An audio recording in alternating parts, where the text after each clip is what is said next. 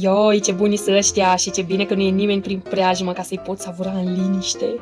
Mi-am luat și o carte în caz că vine cineva o să pară că citesc.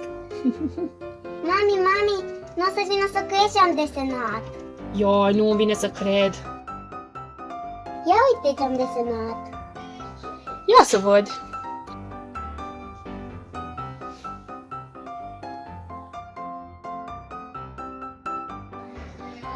Ce este asta, un iepuraș? Uite, fetiță îngeraș? Niște copii prieteni? Tu le-ai făcut pe astea? Cum ai reușit? M-am uitat la niște tutoriale.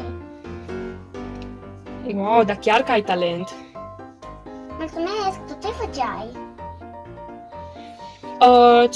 Citeam ceva. Ce avem noi aici? Le-o fi adus iepurașul de Paște? Hihihi. Mamă, Paștele a fost acum 2 săptămâni. Cum să fie iepuraș de Paște? Da, ai dreptate. De unde ar fi apărut? Ce mai contează? Hai să le mâncăm. Mami! Am, dar chiar că-s bune. Iam, sunt preferatele mele. Ce foame mi s-a făcut. Am obosit de atâta scris. Ce mâncați voi acolo? Nimic. Mi s-a părut că vă văd mâncând. Bine, ia și tu unul. Wow, macaroni pe frații mei! Mai ales cei verzi îmi plac. Bine, poți să iei tu pe cei verzi. Mulțumesc! Ia, ce bun sunt!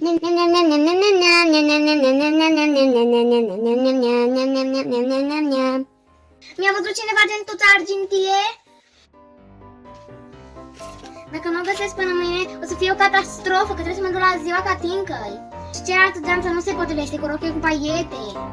Nu eu ce-am luat-o. Te ajut eu să o cauți mai târziu. Dar voi ce făceați aici? Nimic interesant! Dar mi s-a părut că mâncați ceva. Bine, poți mânca și tu cu noi. Mâncați macaroni? Da!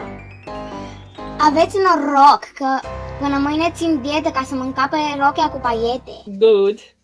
Yay, sunt mai mulți pentru noi! Dar chiar că-s bun. Mie îmi plac cei cu vanilie. Mie tot cei verzi îmi plac. Culoarea mea preferată e mov. Mai aveți vreun biscuite din ăla, că mi-a rămas gândul la ei? Din păcate tocmai s-au terminat.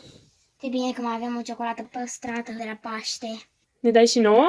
Of, în cazul ăsta nu poți mânca niciodată nimic de unul singur. Mie îmi spui. Dacă v-a plăcut acest episod, nu uitați să dați un like și să vă abonați la canalul nostru.